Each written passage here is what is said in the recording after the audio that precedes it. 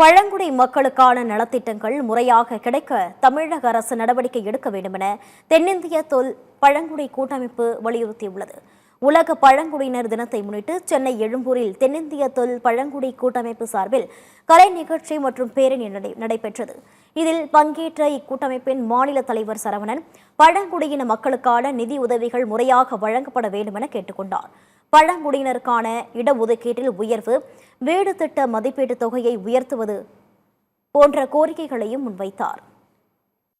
இங்கு பழங்குடி மக்களுக்கு இடஒதுக்கீட்டில் 1% கொடுக்கப்படுகிறது.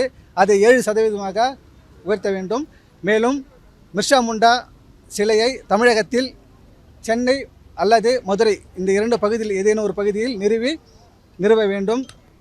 உலக பழங்குடி தினத்தை அரசு விழாவாக கொண்டாட வேண்டும்.